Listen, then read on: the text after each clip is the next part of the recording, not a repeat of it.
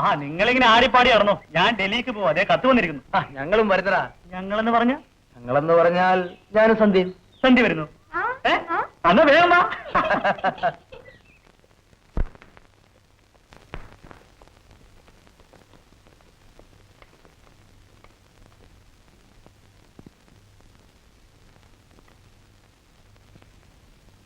സന്ധ്യക്ക് കറികളൊന്നും ഇഷ്ടമായില്ലെന്ന് തോന്നുന്നു. ഒന്നും കഴിച്ചില്ലല്ലോ? അയ്യോ അല്ല, എല്ലാം എനിക്ക് വളരെ ഇഷ്ടമായി. സന്ധ്യ ഇങ്ങനെയാണോ മോഹൻ? ആഹാരമൊന്നും കഴിക്കാറില്ലേ? അല്ല, അതിപ്പോ മോഹന്റെ കൂട്ടുകാരി എന്ന നിലയിലുള്ള ഒരു സൗഹൃദ സന്ദർശനമല്ലേ. ഇനി വീട്ടുകാരിയാ വരുമ്പോ വയറ് നിറയെ കഴിച്ചോളും, വിഷമിക്കണ്ട. അതെല്ലാം പോട്ടെ. പരീക്ഷ എങ്ങനെയിരുന്നു? രണ്ടുപേരും ജയിക്കുമോ? രണ്ടുപേരും ഇപ്പോഴേ ജയിച്ചിരിക്കുകയല്ലേ. ഇനി കൊച്ചേട്ടനും പ്രിയ ചേച്ചിയും കൂടി ചെന്ന് സന്ധ്യയുടെ അച്ഛനെ കാണണം. അനന്തര നടപടിയിലേക്ക് കിടക്കണം. ക്ലോസ്. അല്ല, ഞാൻ എന്റെ ചെറിയ അറിവ് വെച്ച് പറഞ്ഞതേ ഉള്ളൂ. I am a poor bachelor. ഓ, അവൻ തുടങ്ങി. ആദ്യം നിനക്കൊരു ജോലി കിട്ടട്ടെ, എന്നിട്ട് നിന്റെ കാര്യം ശരിയാക്കാം. ഞാനിപ്പോ വരാം. സന്ധ്യ ഡൽഹിയിലേക്ക് പോകുന്നവർ അച്ഛൻ അറിയാമോ? ഇല്ല. രാജസ്ഥാനിലേക്ക് പോകുന്ന വഴി ഇവിടെ വന്ന് എല്ലാവരെയും കാണണമെന്ന് സന്ധ്യക്കൊരു മോഹം. അങ്ങനെ എന്നോടൊന്നിച്ച് പോകുന്നതാണ്. എനിക്ക് ഇന്ന് തന്നെ പോകണം. പരീക്ഷ കഴിഞ്ഞ വിവരം അച്ഛനറിയാം. എന്നെ കണ്ടില്ലെങ്കിൽ വല്ലാതെ വിഷമിക്കും. അതുകൊണ്ട് ടിക്കറ്റ് നേരത്തെ തന്നെ വാങ്ങിയിട്ടുണ്ട്. ഓ, അത് ശരി. एक खास सूचना, आज शाम को 6 बजे 50 लाख रुपए के औजार और बारूद लादकर जो ट्रक आ रही थी, उसे डाकुओं ने रास्ते में लूट लिया है. उनके बारे में सूचना देने वाले को सरकार की तरफ से 1 लाख रुपए इनाम मिलेंगे. എന്താ കഥ?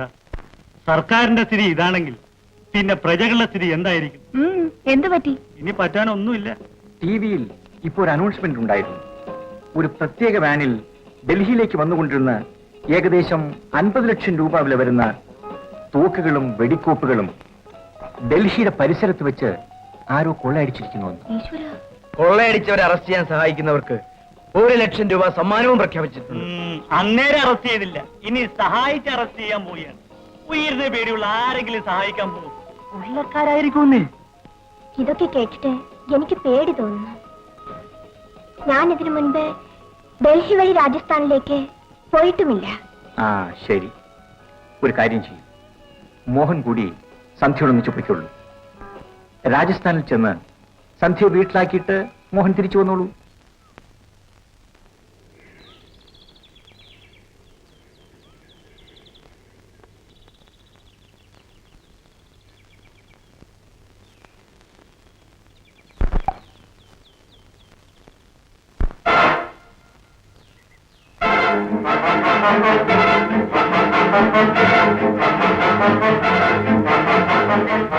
Hello.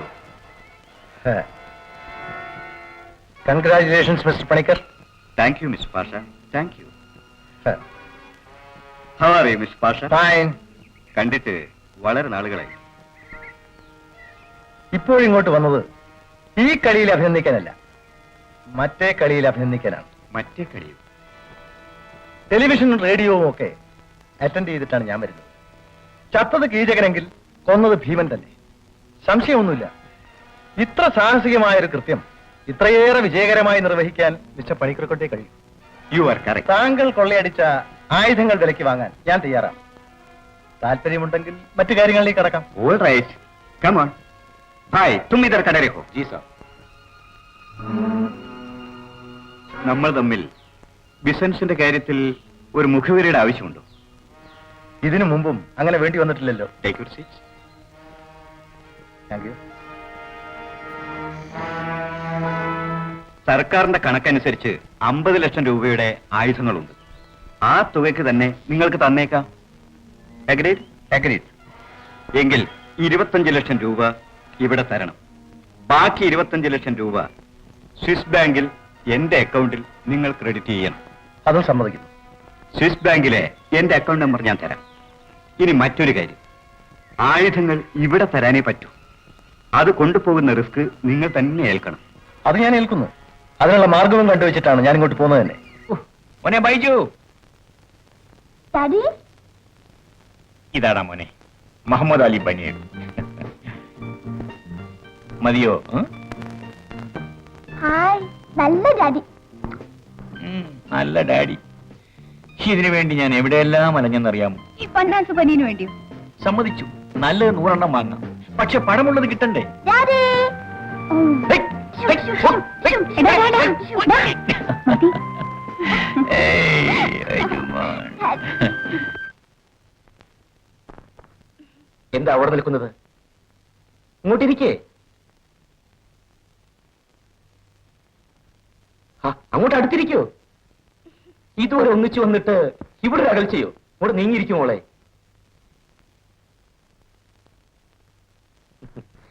നിങ്ങൾ അനുയോജ്യരാണ്. അച്ഛന് സന്തോഷമായി. ഇനി അച്ഛൻ പഴയൊരു കഥ പറയാം.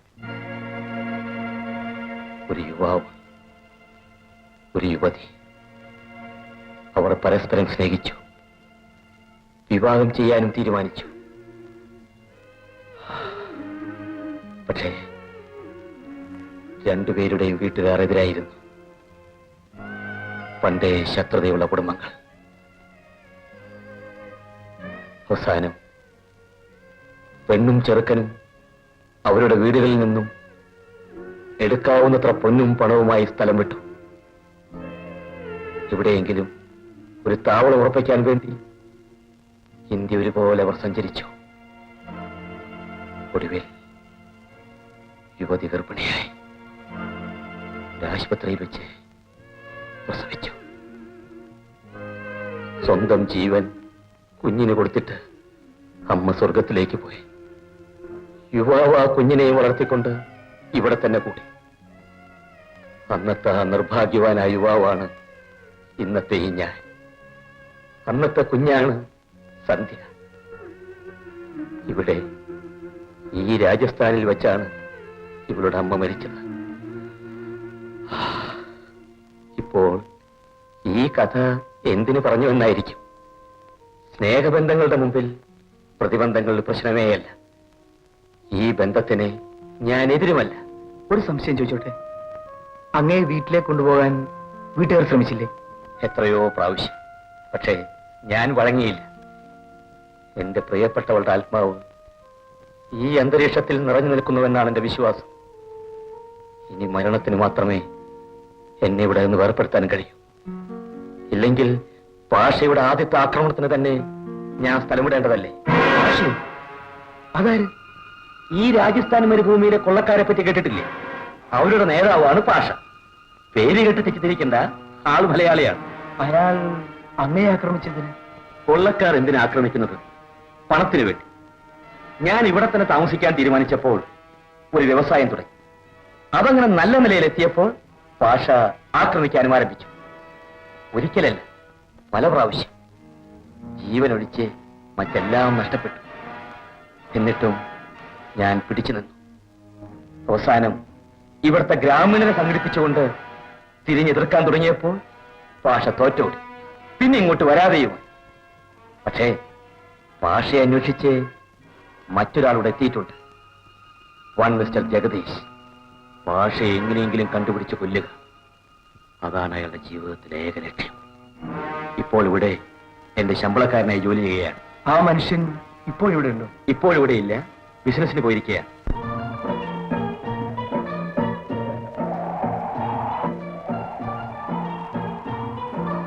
അപ്പോഴേ ആശാനെ ഒരു ചെറിയ സംശയം. ആ, ഉണ്ണികൃഷ്ണനോ? എന്നും ഇങ്ങനെ ഒറ്റയ്ക്കിരുന്ന് ആലോചിക്കുന്ന ഒരു കാര്യമാണോ അതോ പല കാര്യമാണോ? മരണം വരെ എനിക്കൊരു കാര്യത്തെക്കുറിച്ച് മാത്രമേ ആലോചിക്കാവൂ. എങ്കിൽ അതേക്കുറിച്ച് എന്നോടും കൂടി പറഞ്ഞാൽ ഞാനും കുറച്ച് ആലോചിക്കാം. ഒരു സഹായത്തിന് വേണ്ടിയാ. ആശാൻ ഒറ്റയ്ക്ക് ആലോചിച്ചിരുന്ന് വിഷമിക്കണം. ഉണ്ണികൃഷ്ണൻ അതറിയണം? അയ്യോ, പിന്നെ അറിയണമെന്നോ?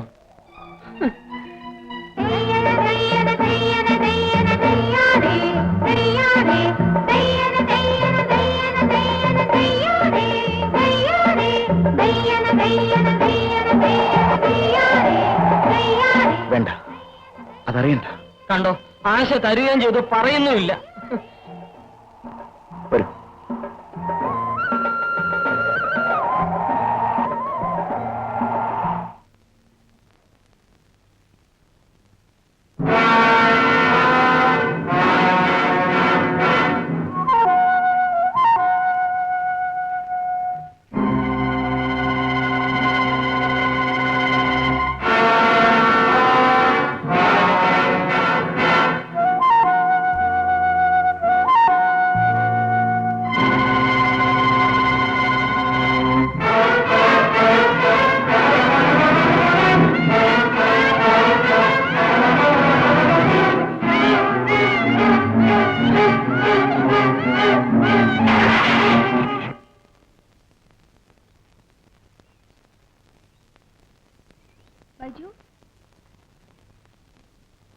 ബൈജു മോനെ ബൈജു ബൈജു മോനെ ബൈജു എന്ത് ചേച്ചി ബൈജു മോനെ കാണുന്നില്ല. കാണുന്നില്ല. ബൈജു മോനെ, ബൈജു ബൈജു മോനെ, ബൈജു ബൈജു അയ്യോ നമ്മുടെ മോനെ കാണുന്നില്ല. കാണുന്നില്ല. ആ, അവനെവിടെ പോകാനോ? ഇവിടെ എവിടെയെങ്കിലും തന്നെ കാണും. അയ്യോ ഇവിടെ എങ്ങുമില്ല. ഇനി നോക്കാത്ത സ്ഥലമില്ല. എന്റെ മോൻ എന്തോ അപകടം പറ്റിയിട്ടുണ്ട്. അവൻ എന്തെങ്കിലും സംഭവിച്ചു പോയാൽ പിന്നെ ഞാൻ ജീവിച്ചിരിക്കില്ല. നീ വെറുതെ വേണ്ടാത്തൊക്കെ ആലോചിച്ച് വിഷമിക്കുന്നതിന് വരൂ, നമുക്ക് എന്റെ കൂട്ടുകാരുടെ വീട്ടിലൊക്കെ ഫോൺ ചെയ്ത് ചോദിക്കാം.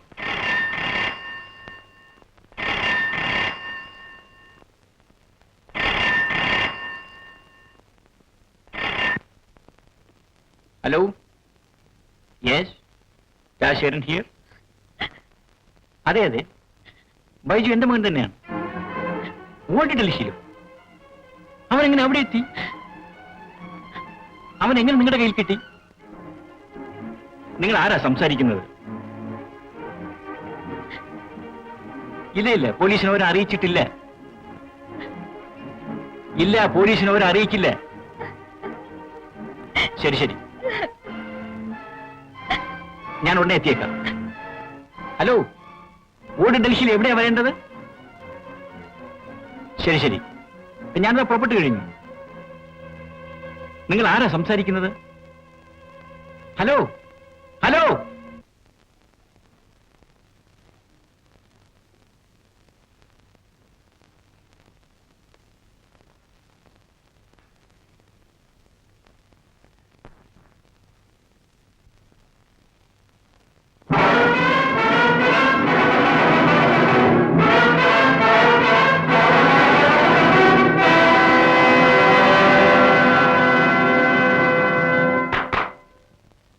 ऊपर जाओ.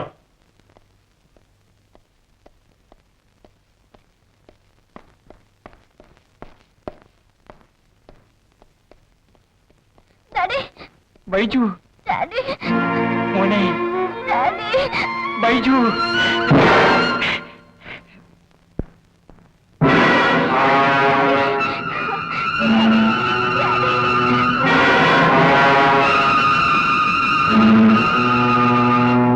നിങ്ങൾക്ക് ഫോൺ ചെയ്തത് ഞാനാണ്. എന്റെ മോനെ ഇങ്ങ് തരൂ. അവൻ എന്തിനാ നിങ്ങൾ ഇങ്ങോട്ട് പിടിച്ചുകൊണ്ട് വന്നത്? അതോ പറയാം. നിങ്ങൾ എന്ത് വേണമെങ്കിലും പറയും. ആദ്യം എന്റെ മോനെ ഇങ്ങ് തരൂ. डैडी മോനെയല്ലേ വേണ്ടത്? വരൂ. എന്താണ് പറയാനുള്ളത്? ഒന്ന് വേഗം പറയൂ. തിടുക്കം കൂട്ടരുത്. പറയുന്നത് ശാന്തമായി നിന്ന് കേൾക്കണം. മറുപടി ആലോചിച്ചേ പറയാവൂ. പണത്തിന് വേണ്ടിയാണ് എന്റെ മകനെ പിടിച്ചു വെച്ചിരിക്കുന്നതെങ്കിൽ അക്കാര്യം തുറന്നു പറയും. എനിക്കുള്ളതെല്ലാം വിറ്റായാലും നിങ്ങൾ കേൾക്കുന്ന തുക ഞാൻ തരാം. വേണ്ട, പണത്തിന് വേണ്ടിയൊന്നുമല്ല നിങ്ങൾ ഇവിടെ വരുത്തിയത്. പിന്നെന്താണ്? വേഗം പറയൂ. പറയാം. അതിനു മുമ്പ് ഒരു മുന്നറിയിപ്പ്. ഞാനിവിടെ നിന്ന് പറയുന്നതെല്ലാം അംഗീകരിച്ചിട്ട് വീട്ടിൽ ചെന്ന് പോലീസിൽ പറയാനാണ് ഭാവമെങ്കിൽ നിങ്ങളും ഭാര്യയും കുഞ്ഞും പിന്നെ ഈ ഭൂമിയിൽ ജീവിച്ചിരിക്കില്ല. ഇനി ഞാൻ പറയുന്നത് ശ്രദ്ധിക്കും. ഇന്ന് രാത്രി നിങ്ങളുടെ ഹെലികോപ്റ്ററിൽ കുറെ പെട്ടികൾ കയറ്റി ബിക്കാനേർ മരുഭൂമിയിൽ കൊണ്ടുവന്നിറക്കണം. ഇറക്കേണ്ട സ്ഥലത്ത് 6 ചുവന്ന കൊടികൾ കാണും. എത്ര ട്രിപ്പ് വേണ്ടി വരുമെന്ന് എനിക്കറിയില്ല. നേരം പുലരുന്നതിന് മുമ്പ് അവിടെ ഇറക്കിയിരിക്കണം. അത് കഴിഞ്ഞ് നിങ്ങൾ ഡൽഹിയിലുള്ള വീട്ടിൽ തിരിച്ചെത്തുമ്പോൾ നിങ്ങളുടെ മകൻ അവിടെ ഉണ്ടാവും. അതുവരെ അവൻ എന്റെ കസ്റ്റഡിയിലിരിക്കട്ടെ. എന്ത് പറയുന്നു? നിങ്ങളുടെ മകനെ നിങ്ങൾക്ക് വേണമെന്നുണ്ടെങ്കിൽ ഇതല്ലാതെ മറ്റൊരു മാർഗവും ശേഷിക്കുന്നില്ല. അനുസരിച്ചാൽ നിങ്ങൾക്ക് നന്ന്. ബിക്കാനേറിലെത്താനുള്ള വഴി ഇതിൽ രേഖപ്പെടുത്തിയിട്ടുണ്ട്. ഇതാ.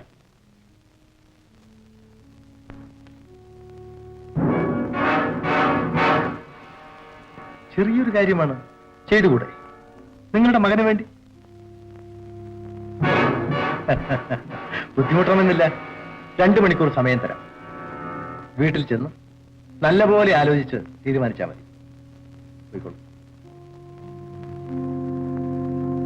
പോയിക്കോളൂ